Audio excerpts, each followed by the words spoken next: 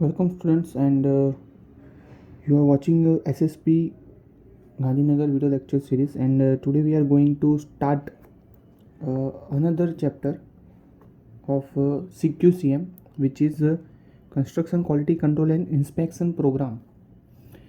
Basically ये जो 6 semester का हमारा सब्जेक्ट है, हमने जो फर्स्ट चैप्टर था TQM वो कवर अप कर लिया है और आज से हम लोग सेकंड चैप्टर देखने वाले हैं.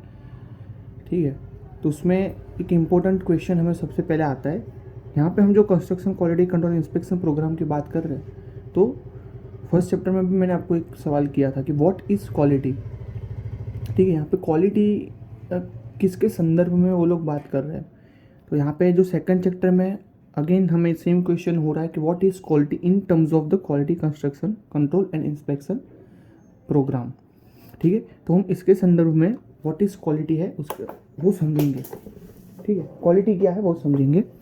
तो basically quality is a relative term and it is generally used with the reference in the end use of the product. मतलब कि क्वालिटी एक ऐसी टर्म है कि जनरली हम उसको लास्ट में जो यूज़ होने वाला है उसका प्रोडक्ट का, उसके हिसाब से हम लोग उसकी गणना करते हैं क्वालिटी के माध्यम से. ठीक है, उस हिसाब से हमें उसकी कुछ अलग डेफिनेशंस मिल जाती है. कुछ लोगों ने उसके बारे में बताया जो टेक्निकली साउंड पर्सन थे या फिर जो मैनेजमेंट के आदमी लोग थे. ठीक है, आप लोग MBA करोगे तो उसके अंदर आपको इन सब के नाम सुनने को लिए मिलेंगे, जैसे कि जुरान है, क्राउसबी है, ठीक है, फैनबोन है. ये सब बड़े बड़े मैनेजमेंट के पर्सन है. जैसे हम लोग सिविल इंजीनियरिंग के अंदर देखते हैं, खोसला होगा अपने इंडिया में. ठीक है, मैथ्स में देखो आर्यभट्ट का नाम है. इस तरीके से उन लोगों का नाम रहता है मैनेजमेंट में. उन्होंने कुछ डेफिनेशंस हमें बताई है व्हाट इज़ क्वालिटी के अंदर. तो क्वालिटी एक जो जुरान करके उन्होंने बताया, quality is the fitness for use. ठीक है, पहला उन्होंने क्या बताया, जो क्वालिटी है is a fitness of use. किसने बताया ये भाई हमें? तो जुरान करके जो बन गए उन्होंने. ठीक है, इसके बारे में आपको जो फिटनेस फॉर पर्पज़ है वो आपको मैं डिटेल में आगे समझाऊंगा. ठीक है, अभी जो डेफिनेशंस है हमारे पास वो समझ लेते हैं. दूसरी जो डेफिनेशन हमें मिली है यहाँ पे जो क्रॉसबी द्वारा दी गई है वो है quality is a conformance to requirement और स्पेसिफिकेशंस. ठीक है, क्वालिटी इज़ अ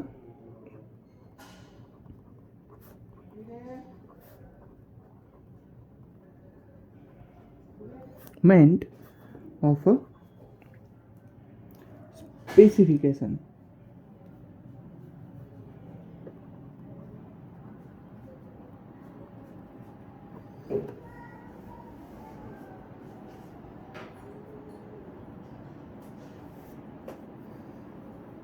और स्पेसिफिकेशन ऑफ कन्फर्मेंस. ये हमारी हो गई दूसरी डेफिनेशन. ठीक है, जिसको हमें बताया गया है क्रॉसबी द्वारा. किसने बताया हमें? क्रॉसबी ने. ठीक है,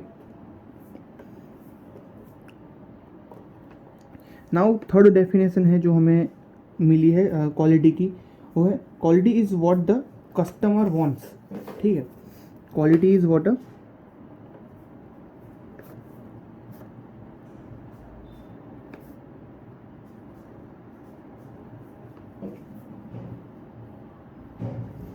want और says it is.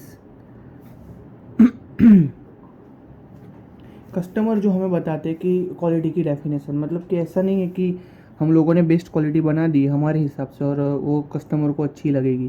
ठीक है, तो जनरली हम लोग क्वालिटी को किस टर्म से देखते हैं कि कस्टमर के पॉइंट ऑफ व्यू से. जैसे हम लोग के पास कुछ भी मटेरियल या फिर कोई भी प्रोडक्ट हम लोग लेते हैं, उसमें वो लोग हमें फीडबैक फॉर्म भरने के लिए कहते हैं.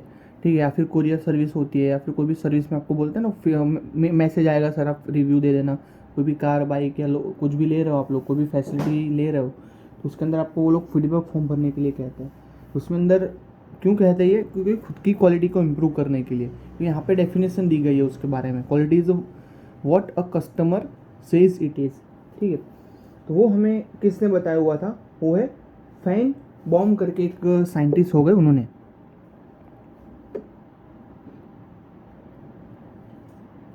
FEIGENBOUN, ठीक है। उसके बाद एक और डेफिनेशन हमें मिली क्वालिटी कंट्रोल के बारे में, वो है quality is a feature by which the thing और सर्विस में बी आइडेंटिफाइड। क्या कहा हमने, quality is a feature by which we can identify things और सर्विसेज, ठीक है। ये एक डेफिनेशन बहुत ही इंपॉर्टेंट है। और उसके बाद में जो लास्ट डेफिनेशन मैं आपको बताऊंगा इसकी, वो भी बहुत ही इंपॉर्टेंट है। Quality is never an accident but it is the result of intelligent effort, ठीक है। किसी भी चीज़ की हमें क्वालिटी ही लेनी है, बेस्ट क्वालिटी उसकी अगर चाहिए, तो वो कोई एक्सीडेंट से नहीं आ जाएगा कि भाई लग बाई चांस मेरी क्वालिटी अच्छी निकल गई, ऐसा नहीं होता है उसके अंदर, ठीक है। जो क्वालिटी है वो एक्चुअली एक इंटेलिजेंट एफर्ट का नतीजा होना चाहिए, ठीक है। लगातार हम किसी चीज़ की प्रैक्टिस करते रहेंगे, फिर उसके अंदर से हमें जो बाई प्रोडक्ट मिलेगा, ठीक है, वो हमारा कहलाएगा मेन क्वालिटी, ठीक है। ऐसा नहीं है कि हमने लक बाई चांस कोई भी मटेरियल बनाया, फिर कोई भी प्रोडक्ट बनाया, फिर कोई भी सर्विस हमने उनको दी, वो लकीली उनको अच्छी लग गई और उन्होंने अच्छे रिव्यूज़ दे दी, ऐसा नहीं होना चाहिए। एक प्रॉपर वे से हमें प्रॉपर मेथड से वो चीज़ करनी है विथ फुल एफर्ट, ठीक है, कि सामने वाले बंदे को पसंद आ ही जाए। That is your quality, right. So note down this point also. Quality is never an accident but it is an intelligent practice। ये पॉइंट आप ध्यान में रखना, ठीक है। तो हमारे पास इतनी डेफिनेशंस आ गई है यहाँ पर। सबसे पहली थी व्हाट इज़ क्वालिटी में, quality is a fitness of the use, ठीक है, जो हमें किसने दी, जुरान भाई ने दी है, ठीक है। Then quality is a requirement और a specification of a conformance, जो हमें क्रॉसबी द्वारा दी गई। उसके बाद quality is what a customer says it is, ठीक है, कस्टमर क्या बोलते हैं उसके बारे में, उसको हम लोग क्वालिटी बोलेंगे, ठीक है। वो हमें दी गई है फेजन बेव, ठीक है, फॉइजन बॉम के द्वारा हमें दी गई है। उसके बाद उन्होंने बोला है कि quality is a feature by which we can identify things और सर्विस। एंड लास्ट में बताया गया है quality is a never an accident but it is an intelligent practice, ठीक है।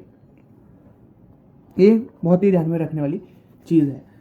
ऐसे ही हमें नहीं मिल जाएगा किसी भी चीज़ में फल, ठीक है, उसके लिए बहुत ही मेहनत करनी पड़ती है। तो यही यहाँ पे बता रहे हैं। दूसरा, अगर हम इस सभी पॉइंट को एक एक करके डिटेल में समझे, तो मुझे जो इम्पोर्टेंट लगे यहाँ पे 3 लोग, उनकी मैं बात को कवर अप करना चाहूँगा और डिटेल में उसको थोड़ा समझाऊँगा, ठीक है। यहाँ पे हमने जो पहली बात की थी वो है क्या, फिटनेस फॉर यूज़ या फिर पर्पस। उसका मतलब क्या है फिटनेस फॉर पर्पस का, कि जिस चीज़ के लिए हमें कोई भी मटेरियल का यूज़ कर रहे हैं उसके अंदर वो फिट होना चाहिए, ठीक है। फिर ऐसा नहीं कि मैं बेस्ट क्वालिटी की चीज़ ले आऊँ और जहाँ पे उसकी ज़रूरत है वहाँ पे वो काम ही ना करे, राइट। तो जहाँ पे उसका पर्पज़ है उसके लिए वो बेस्ट होना चाहिए।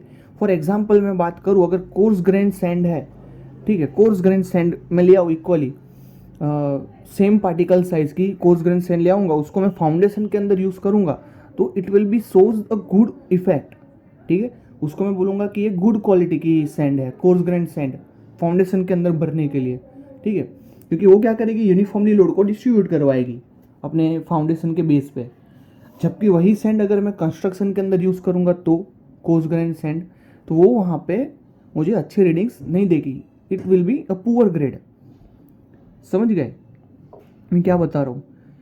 बोल्डर्स वगैरह है जो हम लोग रेलवे ट्रैक के साइड में जो पत्थर डालते हैं, ठीक है, वो बोल्डर्स वाले जो पत्थर है वो रेलवे ट्रैक पे बहुत अच्छा रीडिंग देते हैं मुझे।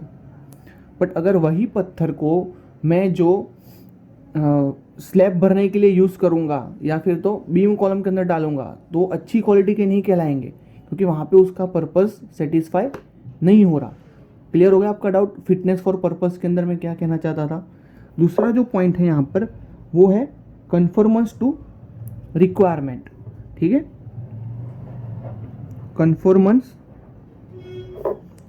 Two requirements.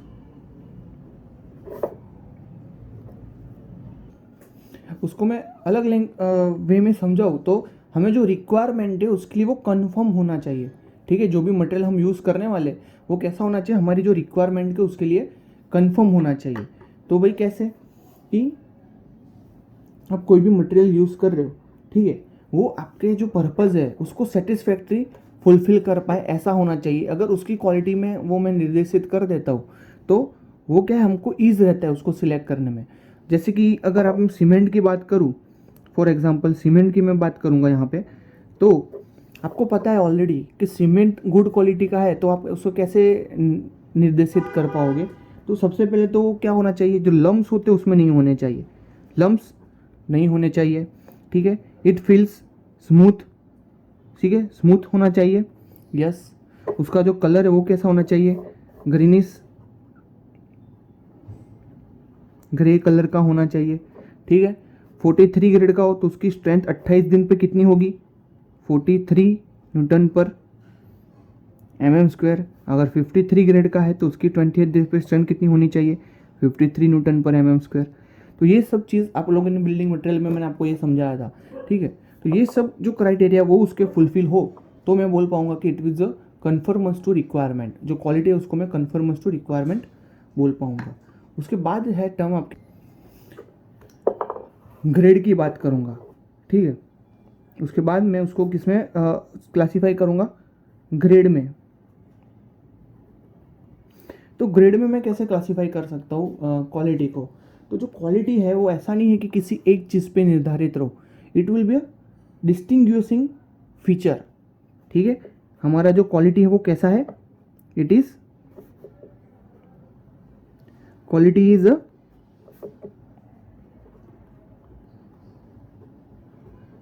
Distinguishing feature of the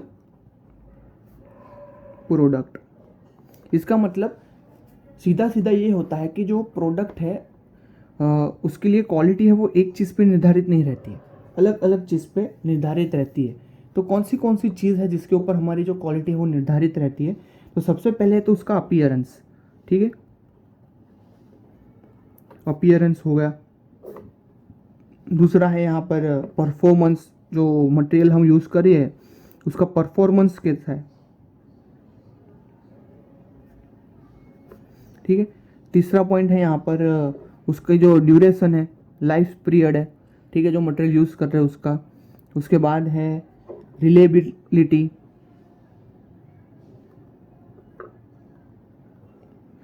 material कितना रिलायबल है हमारे लिए यूज़ करने के लिए वो। उसके बाद टेस्ट एंड ऑर्डर। काफ़ी बार हम लोग सुन के भी किसी प्रोडक्ट के बारे में बता सकते हैं, जैसे कि कोई भी खाने की चीज़ है, ठीक है, तो खाने की चीज़ की क्वालिटी अच्छी है कि नहीं वो आप कैसे बताओगे। तो सिंपली यहाँ पे जो आपको दो टर्म दी है, टेस्ट और ऑर्डर। ठीक है, स्मेल भी ख़राब आती है, टेस्ट भी ख़राब आएगा, तो आप बोल सकते हो कि it is not a good quality of product, right. तो इस हिसाब से देन मेंटेनेबिलिटी, मतलब कि आप किसी भी बाइक को या फिर कार को किस तरीके से डिनोट करते हो कि उसका भी मेंटेनेंस कॉस्ट कम से कम आए, ऐसी बाइक हम लोग परचेस करना चाहते हैं। ठीक है, अगर उसकी बहुत ही अच्छी क्वालिटी की बाइक ले ली लेकिन उसको बार बार मेंटेनेंस आ रहा है तो वो आपके लिए सूटेबल नहीं रहेगा। जैसे कि कोई भी स्पॉट बाइक्स ले लो आप लोग, इंडिया के अंदर आप कोई भी स्पॉट बाइक यूज़ करोगे तो उसको क्या है, मेंटेनेंस बहुत ही ज़्यादा आता है। आप उसको अच्छी स्पॉट बाइक है भाई 5-6 लाख की आती है, ठीक है, तो ऑब्वियसली कि उसकी जो क्वालिटी होगी, उसके अंदर जो मटेरियल यूज़ किया होगा बहुत ही स्टैंडर्ड लेवल का होगा। लेकिन यहाँ पे उसका जो यूज़ है वो ज़्यादा क्या कहते हैं, उसको सेटिस्फाई नहीं कर पा रहे हमारे यूज़ को, क्योंकि हम यहाँ पे बार बार ब्रेक मारेंगे, बार बार एक्सेलेटर देंगे, ठीक है, थोड़े थोड़े ट्रैफिक पे रुकना पड़ेगा, बहुत ही ज़्यादा टेम्परेचर है तो इंजन के अंदर प्रॉब्लम्स आ सकते हैं, क्योंकि already they are using a very higher CC of the engine यहाँ पर। तो उसका जो क्वालिटी बेटर है हमें पता है, लेकिन वो क्या है, मेंटेनेंस उसका फिर ज़्यादा हो जाएगा। तो मेंटेनेबिलिटी भी एक मेन उसका फैक्टर हो जाएगा।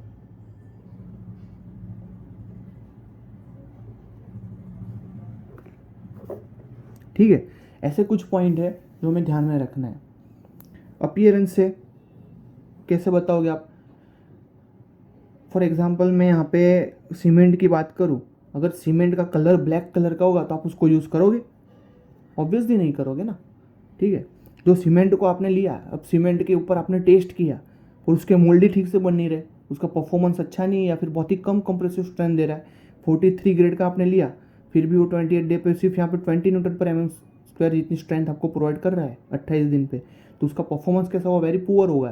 तो आप उसकी क्वालिटी डिनोट कर सकते हो कि भाई अच्छी क्वालिटी का नहीं है। ठीक है, उसकी लाइफ, मतलब कि सीमेंट की यूज़ करने की कुछ लाइफ होती है। ठीक है, 3 मंथ के अंदर आप लोग उसको यूज़ कर सकते हैं एक बैग को। बट अगर एक सीमेंट लाया 10 ही दिन में उसके अंदर लम्स बन गए, तो उसकी जो क्वालिटी आप बोल सकते हैं कि अच्छी क्वालिटी का नहीं था। ठीक है, रिलायबल है कि नहीं, आप जहाँ पे उसका यूज़ करने वाले वहाँ पे वो अच्छे तरीके से वर्क करने वाला है कि नहीं।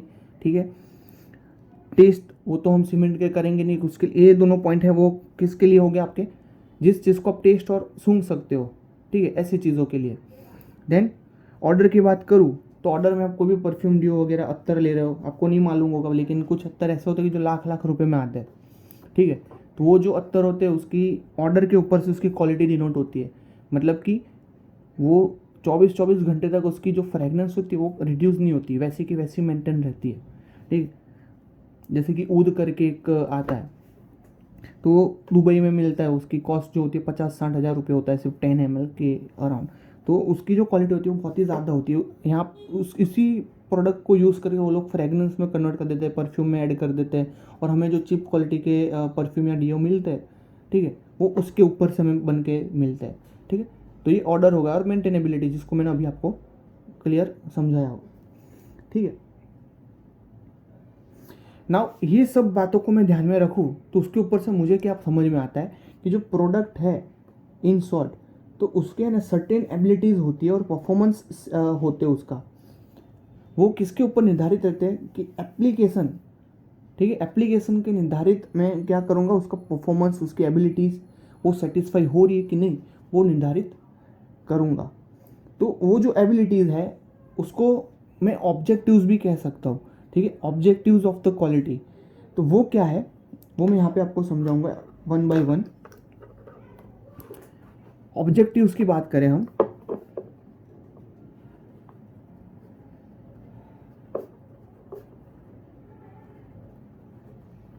Objectives of quality. ठीक है, the product should have certain abilities to perform us satisfactorily in a stated application. These abilities are called as objectives of quality. ये ध्यान में रखना है आपको।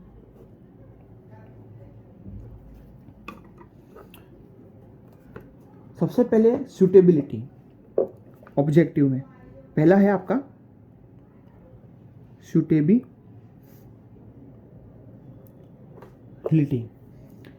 देन reliability,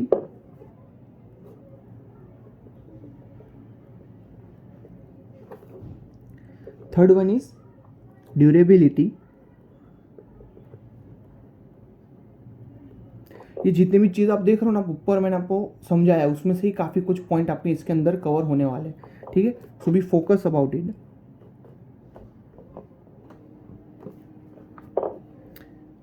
फोर्थ वन में बताओ यहाँ पर, तो है सेफनेस। फिफ्थ पॉइंट है अफोर्डेबिलिटी।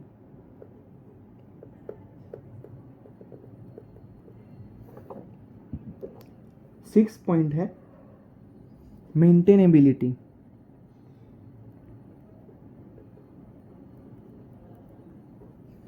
सेवंथ पॉइंट है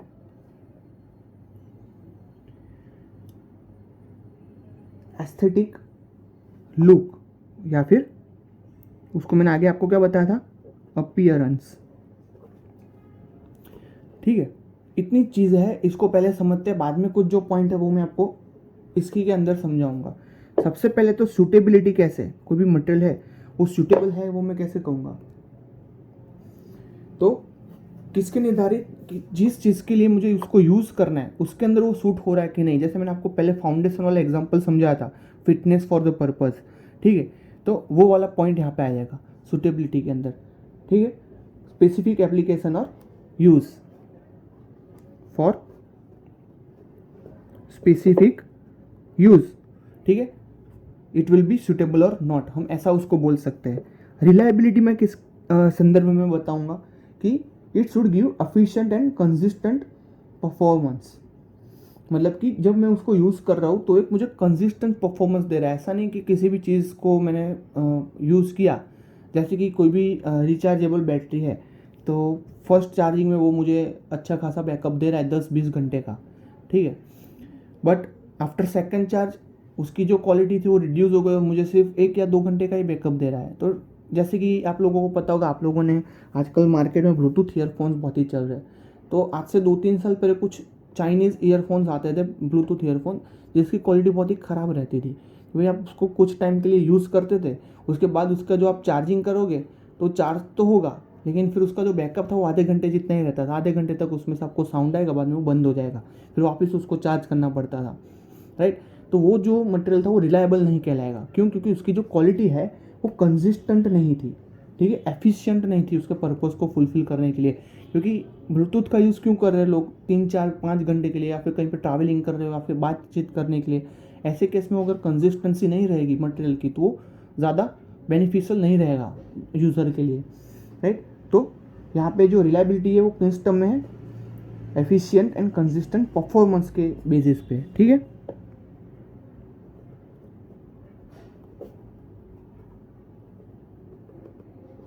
मैं यहाँ पे शॉर्ट में लिख दे रहा हूँ consistent performance. Then durability. Durability तो आपको पता ही होगा, आप सभी को पता है ड्यूरेबल उसका मतलब क्या होता है कि जिस प्रोडक्ट हम जिस भी चीज़ के लिए यूज़ करो उसी के लिए वो क्या होना चाहिए, उसकी जो लाइफ है, डिज़ायर लाइफ है, ठीक है, वो सफिशिएंट होनी चाहिए। ड्यूरेबल इस तरीके से हम कहते हैं, जो लाइफ है वो लाइफ शुड बी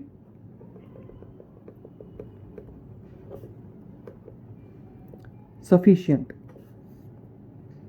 राइट, उसमें ज़्यादा डिटेल में समझने की ज़रूरत नहीं, आपको ऑलरेडी उसके बारे में पता है। ड्यूरेबल होना मतलब कि उसकी लाइफ ज़्यादा होना। ठीक है, टकाऊपना की बात कर रहा हूँ मैं यहाँ पे।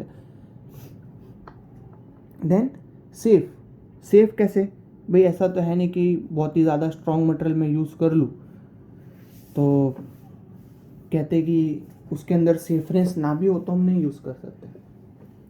राइट, वो प्रोडक्ट जैसे कि काफ़ी बार ऐसा होता है कि कुछ जो ड्रग्स होते हैं, ठीक है, वो अपने बॉडी के लिए अच्छे होते हैं, उससे ज़्यादा बेनिफिशियल रिजल्ट हमें मिलते हैं तुरंत, ठीक है, अर्ली स्टेज पे, बट वो हमारी बॉडी के लिए सेफ़ नहीं होते तो हम उसको नहीं यूज़ कर सकते मेडिसिन के अंदर।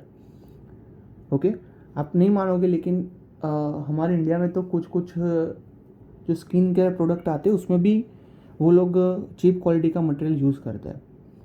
ठीक है, जिससे उसकी जो सेफनेस होती है, जो उसकी सेफ साइड होती है वो रिड्यूस हो जाती है, और इंडिया में लोग यूज़ करते हैं उसको।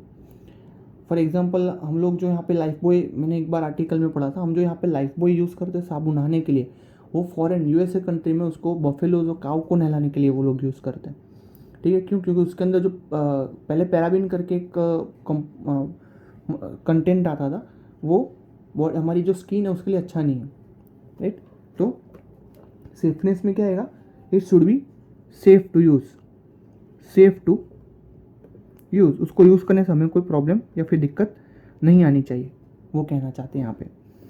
एफोर्डेबिलिटी, ऑब्वियस, एफोर्डेबिलिटी किस पे डिनोट करेगा, इट शुड बी इकोनॉमिकल।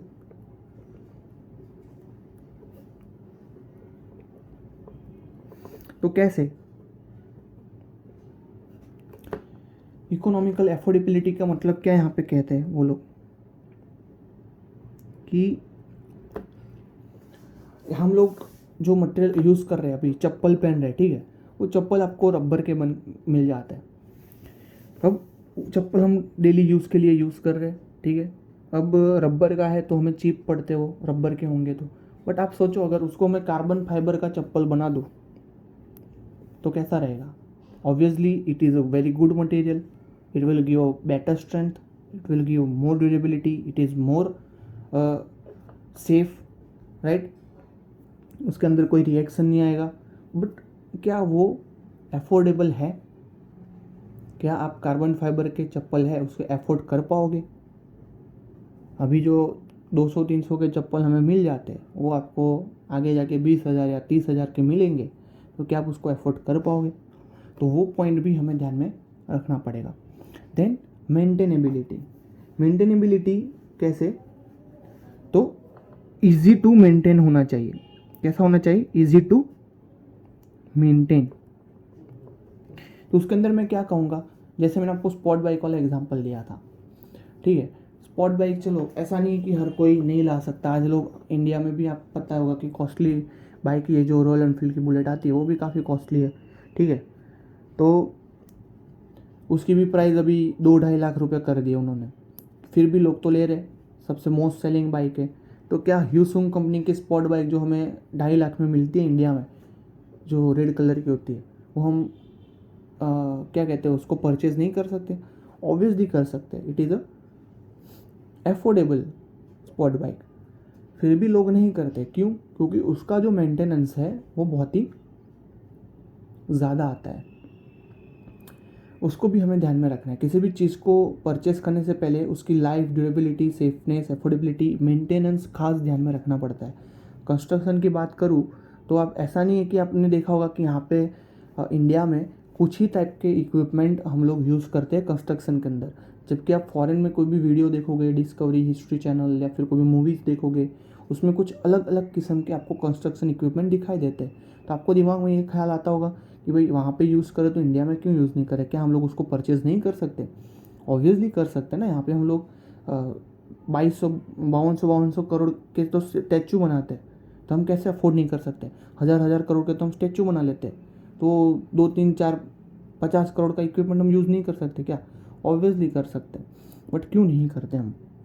क्योंकि उसकी जो मेंटेनेंस कॉस्ट आएगी वो हम लोग उसको फुलफ़िल नहीं कर पाएंगे। उसको मेंटेन करने के लिए हमें बाहर भेजना पड़ेगा, ठीक है। जो टाइम पीरियड हो जाएगा वो बढ़ जाएगा, यहाँ पे कोई मेंटेन करके नहीं देगा उसको। तो ज़्यादातर आप लोग देखोगे हम लोग टाटा के प्रोडक्ट्स, महिंद्रा के प्रोडक्ट्स, वो सब हम लोग यहाँ पे यूज़ करते हैं।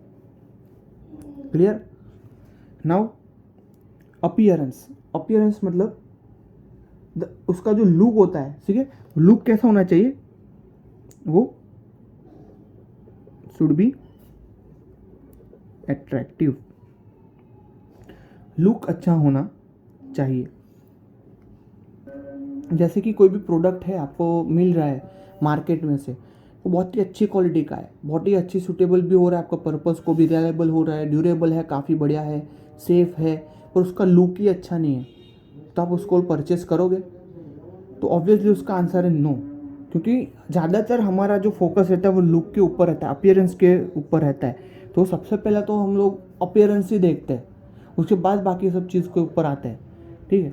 आजकल आप लोग कोई भी laptop, mobile, TV, fridge, car, कोई भी चीज़ ले लो, ठीक है, बाइक, सबसे पहले हम लोग क्या देखते हैं? अपीयरेंस। अगर उसका अपीयरेंस अच्छा होगा उसके बाद हम ये सब स्टेज के ऊपर आते हैं, भाई सूटेबल है, रिलायबल, ड्यूरेबल है, सेफ है, अफोर्डेबल है, मेंटेनेबल है कि नहीं है, राइट।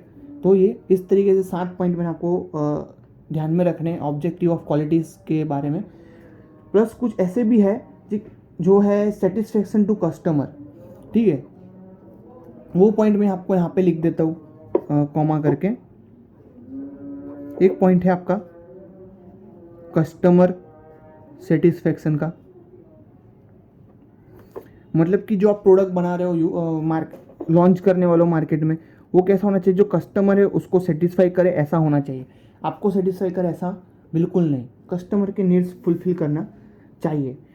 मेनली इकोनॉमिकल होना चाहिए। ऑब्वियसली एफोर्डेबल के अंदर मैंने वो पॉइंट आपको कवर कर दिया, इकोनॉमिकल तो मैं लिख नहीं रहा यहाँ पर।